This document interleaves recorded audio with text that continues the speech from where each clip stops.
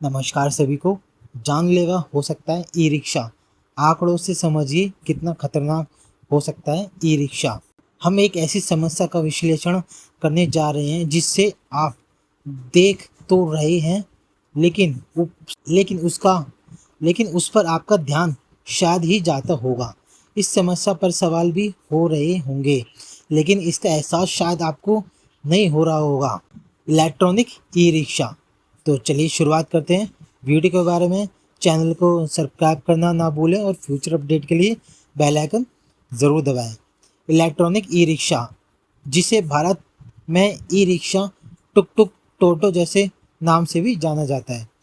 आप में से कई लोगों के लिए ये रोज़ का परिवहन होगा, लेकिन क्या आप जानते हैं ये खतरनाक कितना जानलेवा हो सकता है?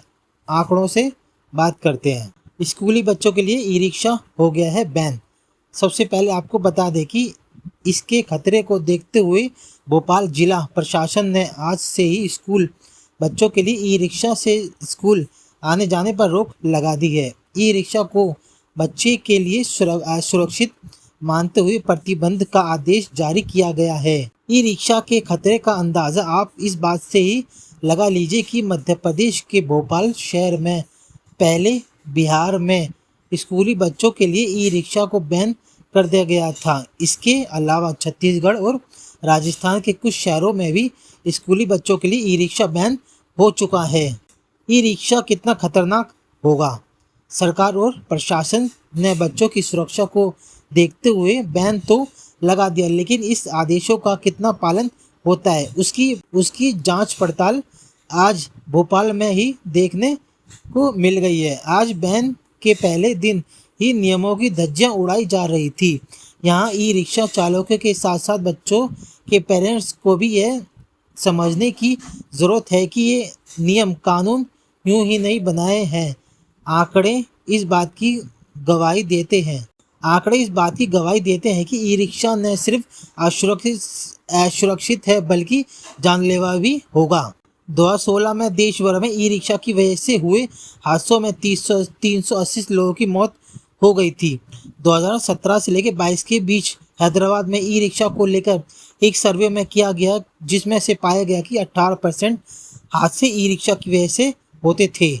देश में 25% ई रिक्शा चलाने वाले ड्राइवर्स के पास लाइसेंस तक नहीं है।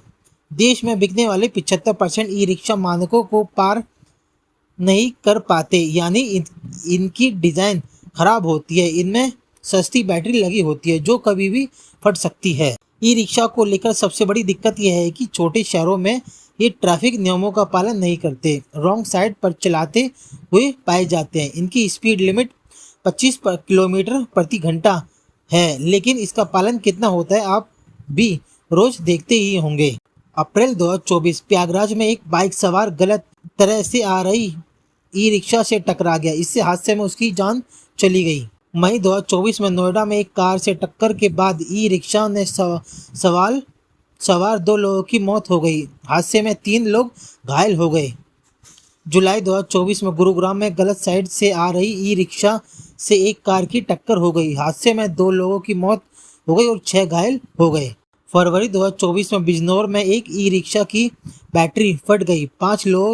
5 लोग इस हादसे में घायल हो गए। सरकार बनाने जा रही है ठोस कानून। ई रिक्शा सड़क पर चलती फिरती मौत की सवारी जैसी है। बच्चों के साथ साथ ये बड़े लोगों के लिए भी खतरनाक है।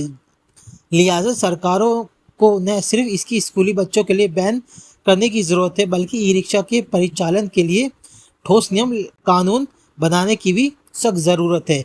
यदि आपको मेरी वीडियो अच्छी लगी तो चैनल को सब्सक्राइब करें और फ्यूचर अपडेट के लिए बेल आइकन ज़रूर दबाएं। धन्यवाद।